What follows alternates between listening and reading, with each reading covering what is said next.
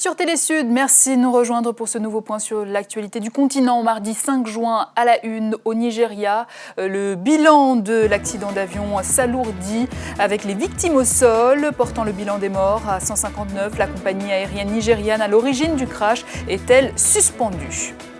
Des banques céréalières, c'est la solution du Niger pour lutter contre la sécheresse, une situation climatique qui s'ajoute à l'enchaînement des crises alimentaires et qui met les agriculteurs dans une situation extrêmement difficile. Et puis à l'occasion de la 40e journée mondiale de l'environnement, les universités camerounaises montrent l'exemple à quelques jours du sommet de Rio+20. Les étudiants s'engagent via le reboisement.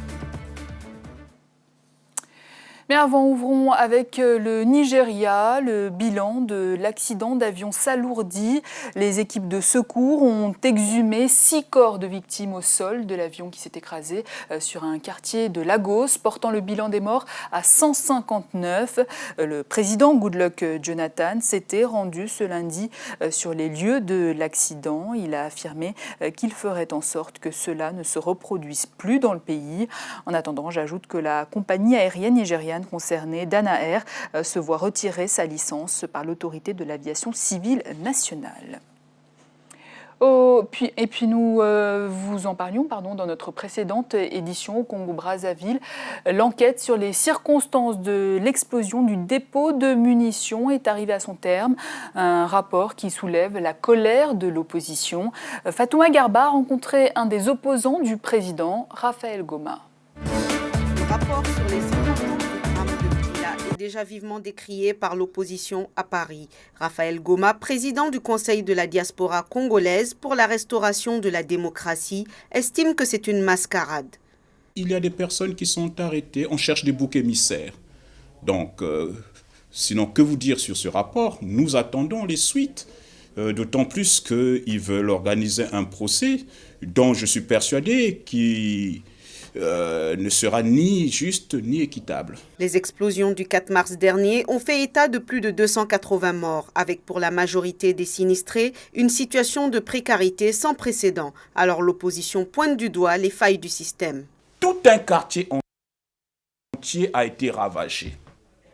Ces populations ne savent même pas où vivre ou dormir. Et on leur demande d'aller voter. Dans quelle circonscription? Sur quelle liste? De qui se moque-t-on? De ces populations. Dans le cadre de l'enquête, le président Denis Sassou Nguesso autorise l'audition des membres du gouvernement. C'est une première au Congo, même si pour Raphaël Goma, l'État congolais est en déliquescence. L'enchaînement des crises alimentaires et la sécheresse au Niger met à nouveau les agriculteurs dans une situation difficile. L'une des causes principales, le manque de réserves dû aux mauvaises récoltes. Pour y pallier, 6000 banques céréalières ont été créées dans de nombreux villages reculés. Paternongoulou. Une plaine à perte de vue sans la moindre végétation, des greniers et des pâturages vides, c'est le visage du Niger où la sécheresse et les insectes mettent les agriculteurs dans une situation difficile. Les mauvaises récoltes des dernières années ont empêché de faire des réserves. Les 3 années passées n'ont pas été à la hauteur. Elles n'ont pas répondu à nos besoins parce que la production n'a pas été bonne. Les conséquences de la sécheresse et de la prolifération d'insectes sur les ressources et les vies humaines pourraient s'avérer désastreuses.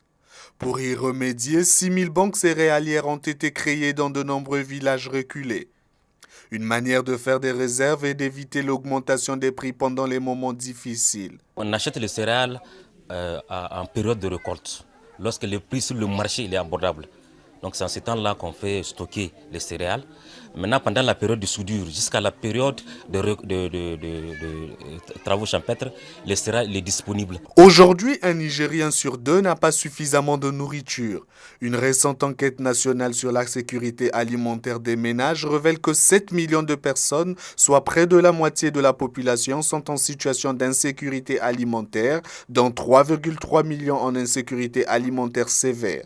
Outre le Niger, plusieurs pays d'Afrique de l'Ouest sont touchés par la famine. C'est dans ce cadre que vient de se tenir à Lomé au Togo une conférence des ministres d'agriculture des différents pays d'Afrique de l'Ouest dans le but de dégager des stratégies communes de lutte contre la sécheresse. Car plus de 20 millions d'hectares de sol autrefois productifs se transforment chaque année en désert au Sahel. Une situation qui met à mal les éleveurs et agriculteurs et favorise le déplacement des populations. Soutenir les pays qui se sont engagés sur les chemins du développement durable, écologique et abordable, c'est l'un des objectifs de la Banque mondiale qui vient de publier sa stratégie pour l'environnement 2012-2022. Les moyens d'y parvenir, l'accès à l'eau potable et à l'énergie. Moïse Moukoro. Faire de l'environnement une clé de développement, c'est la nouvelle stratégie mise en place par la Banque mondiale. Pour l'organisation financière, il s'agit d'appuyer un développement vert, propre et résilient à travers cette nouvelle stratégie. Ainsi, la Banque mondiale aidera les pays à mieux gérer leurs ressources naturelles et les collectivités aux prises avec les changements climatiques. La nouvelle stratégie est la reconnaissance que les pays sont désormais confrontés à de plus en plus de grands défis environnementaux. Nous avons réussi à réduire la pauvreté dans de nombreux pays, mais cette réduction de la pauvreté n'est pas très souvent accompagnée d'une réduction des problèmes environnementaux. La nouvelle stratégie veut surtout se concentrer sur l'accès à l'eau potable et à l'énergie. Quand vous parlez de développement vert, propre et résilient aux gens, ils peuvent avoir du mal à le comprendre, mais si vous simplifiez les choses en leur disant « Souhaitez-vous avoir de l'eau propre ? Souhaitez-vous être capable de vivre dans une ville sans pollution ?» Il ne fait aucun doute que cela veut dire beaucoup de choses pour eux. La réduction de la pollution et l'amélioration de la gestion de la pêche sont aussi parmi les premières priorités. L'innovation majeure de la stratégie environnementale est d'aider le gouvernement à mettre une valeur monétaire réelle sur des océans propres et des écosystèmes sains. Pour les responsables de la Banque mondiale, la réussite du programme nécessitera l'implication des gouvernements et surtout du secteur privé. Mais le véritable succès de la stratégie repose sur des gens qui adoptent un comportement différent. Et justement, en matière d'environnement, comme un peu partout dans le monde, c'est aujourd'hui que le Cameroun célèbre la journée mondiale, alors que certains quartiers de la capitale sont de plus en plus insalubres. Les universités se mobilisent et s'engagent dans l'élaboration de programmes environnementaux. Correspondant sur place, Mélanie Medeb. Des outils pour planter des arbres et améliorer leur cadre de vie, c'est la dotation reçue par le club environnement de l'Université de Yaoundé 2 SOA. Une donation du ministère de l'Environnement, de la Protection de la Nature et du Développement durable. Le matériel que nous avons reçu des mains du ministre va nous servir pour augmenter le travail. Ça va nous servir pour continuer le reboisement. Ça va nous servir pour le nettoyage du campus. À l'Université de Yaoundé 2, on entend apporter sa contribution aux innovations de l'heure qui passent par l'économie verte. Le thème de cette 40e édition de la Journée mondiale de l'environnement. C'est aussi un enjeu pour nous dans la mesure où nous nous approprions les préoccupations gouvernementales que nous essayons de traduire en cursus de formation d'une part et en cursus de recherche. Il faut dire que Yaoundé, la capitale camerounaise, ne montre pas souvent patte blanche en matière de protection et de préservation de l'environnement. Quartiers insalubres, des bidonvilles à n'en plus finir, des eaux stagnantes et des déchets à proximité des habitations. C'est ça l'autre Yaoundé, celui que le visiteur ne voit pas toujours. Un conglomérat de saleté qui porte gravement atteinte à l'environnement dans la capitale camerounaise. Une situation à laquelle il faut vite remédier pour le bien-être des populations. Et l'on se quitte sur ces pluies d'une rare violence qui se sont abattues sur Libreville dans la nuit de lundi à mardi, entraînant des inondations depuis les quartiers mal lotis jusqu'à certaines zones résidentielles. Une pluie qui arrive alors que le Gabon se trouve en pleine saison sèche. Pater Ngoulou. Spectacle de désolation dans la capitale gabonaise.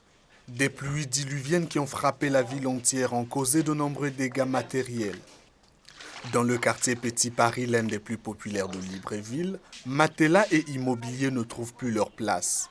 Du jamais vu dans ce quartier depuis plus de 40 ans. Depuis que je suis là en 1968, jamais j'ai vu cette inondation. En tout cas, jusqu'au matin, on n'a pas dormi. Donc l'eau est rentrée de tous les côtés, porte centrale, porte derrière. Jusque dans toutes les chambres. Face à l'ampleur des dégâts, les populations en appellent l'État à l'aide. On n'a pas assez de moyens, voilà pourquoi nous demandons le secours du gouvernement et Papa Ali, vraiment, s'il peut venir nous aider.